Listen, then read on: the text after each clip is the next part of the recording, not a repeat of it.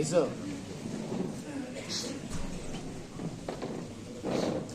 Arkadaşlar, görüşünüz için size teşekkür ediyorum. Sendika olarak. Şu anda arkadaşlar görüşme halindediler.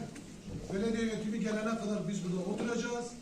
Biz onlar geldiğinde onlardan bir söz almayana kadar, şey yapmayana kadar biz bu kararı aldık. Şimdi içeride görüştük arkadaşlarla. Maaş kedisini kesinlikle kabul etmiyoruz. İçerideki alacaklarımızla bir güvence altına veya işte aydan aya bize bir şekilde ödemeseler biz oturma eylemimize devam ediyoruz. Evet. Sizden ricam bir yere ayrılmayın.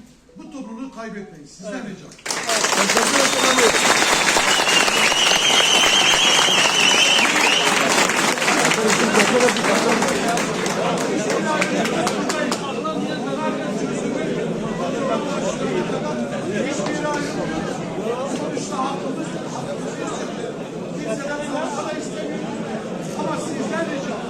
Hele biraz sürsün.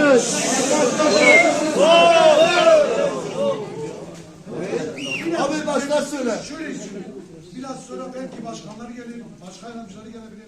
Sizden ricam sadece aldığınız kararın arkasında durun. Sendika sizin daima yanınızdadır.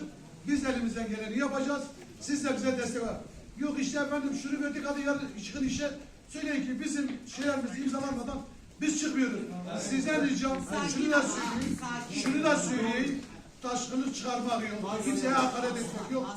Artı bizim sadece sosyal haklarımız güvence altına alınmadan veya her ay ödenmediği takdirde bizim muhatabımız sendikadır. Sendika kabul ederse biz kabul ediyoruz. Biz kabul etmiyoruz. Evet.